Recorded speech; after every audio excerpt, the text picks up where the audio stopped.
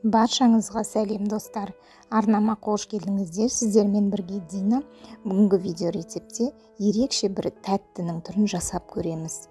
Бұл тәттінің дәмі ақ халуаны көрген болсаңыздар, дәмін татып көрген болсаңыздар, сондай, бірақ одан да дәмдірек болады.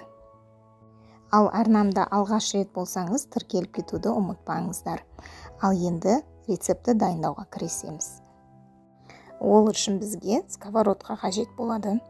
Ол сковородкеге бір банка сгущенное молоко деп айтамыз, яғни қойытылған сүтті құйып, бір дана, яғни 100 грамм ақ шоколадты араластырып, қоюланғанша осылай жай отқа қуырып тұру қажет болады. Міндетті түрде осылай араластырып тұру қажет болады, өйткені күйіп кетуі де мүмкін.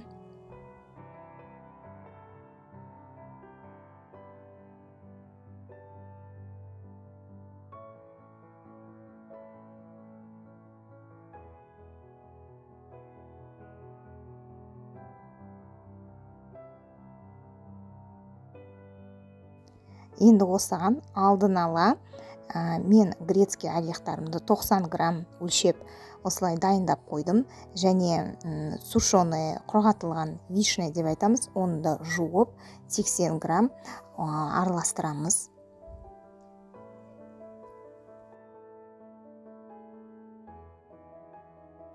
Енді осыны қоюланған сгущенный молокомыздың үстіне салып, жақсылап, тағы да 2-3 минут қуырып тұрамыз.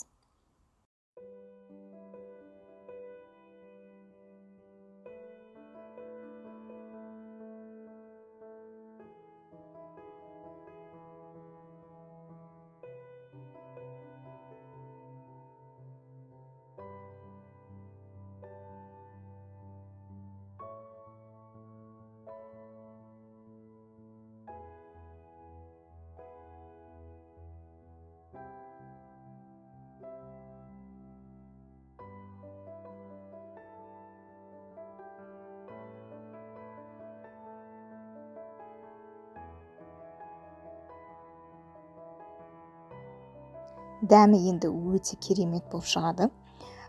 Домашний ириска деп айтады, немесе дәмі ақ халуаның дәміндей ерекше бір тәттінің түрі бұл.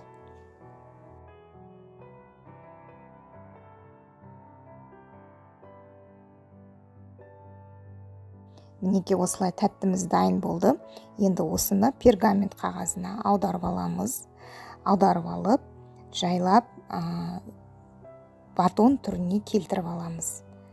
Міндетті түрде суытып алыңыздар, ыстық болады.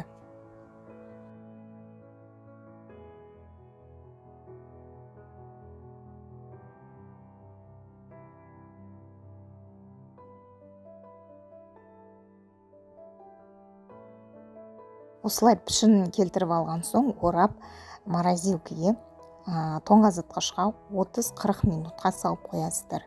Болды, содан кейін оны кесіп жей беруге де болады. Кейіншілікте де тоңазытқышта сақтауға болады.